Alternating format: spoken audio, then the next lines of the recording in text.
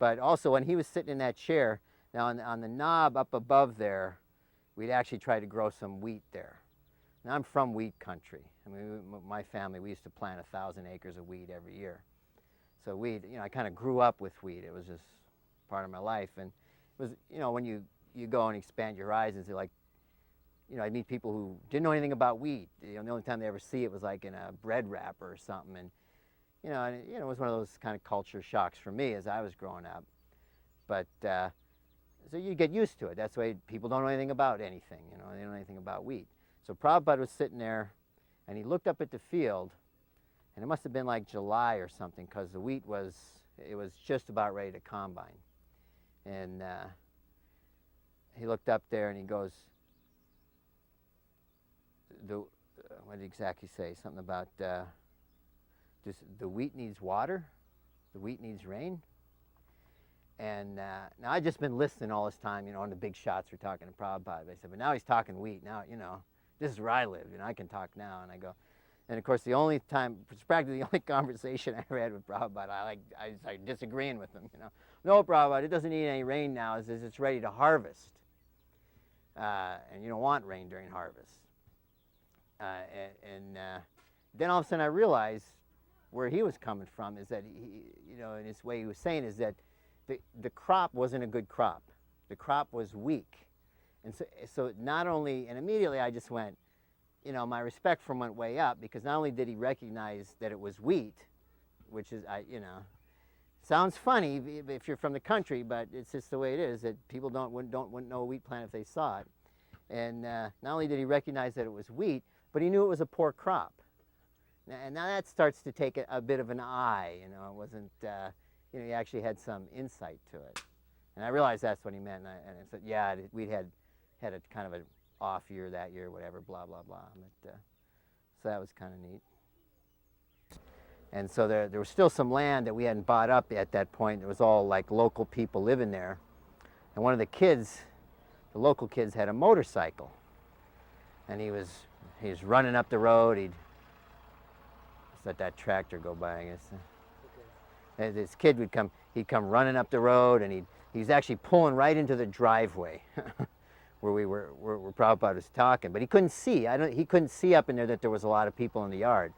Then he'd turn it around, and he'd rev it up a bunch of times and just roar down the road back to his house. It was just, he was a kid just running up and down a quarter mile on the Ridge Road there. So finally, Kaladri, it was a little, because the kid would, like a kid on a motorcycle, make a lot of noise, peel out, head down the road. And he was just going back and forth. Kaladri says, and every time he'd come, you'd have to kind of stop and listen because it was so loud until the kid would leave. And finally, Kaladri says, maybe I should ask him to stop. Prabhupada said, oh, don't. If you ask him to stop, he'll just do it more. Which was a pretty insightful way teenagers think. Before Prabhupada came, New Vrindavan 74, it was really, there was no support from anywhere. We were just eating weeds to live, literally. We were eating weeds. And so there wasn't much money.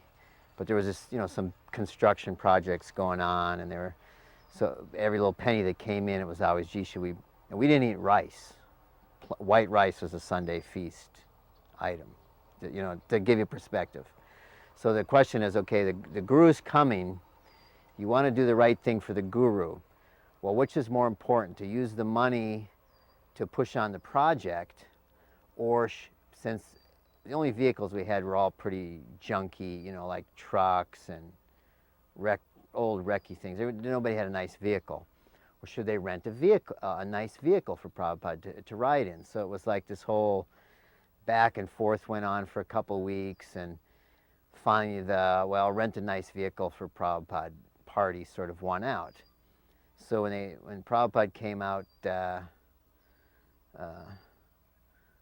the airport, and my thing at that time was kind of like, going ahead, checking hallways and stuff. And so I got out to the car and opened the door, and he got in the car. And they went around. It was, the better car that you could rent at an airport. It wasn't like the Lumina or whatever, the equivalent in that time. It was the better car. And Prabhupada gets in, they go to start the car, and it won't start. It wouldn't start. I mean, this is, a rental car at an airport. Has this ever happened to anybody? I mean, and they'd driven the car, they'd picked the car up, they'd driven it over to the curb, so when he came out of the airport and got in it, it wouldn't start. It was completely dead, nothing. So then it turned out somebody's devotee's brother was there, and he had it wasn't a farm vehicle.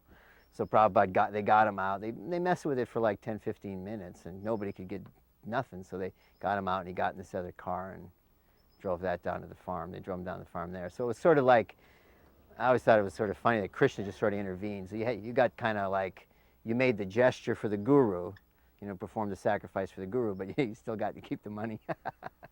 And that was pretty, to me it was kind of, there's always a logical explanation for anything. It was kind of a little bit of a little miracle, Je anilo premadana koruna prachu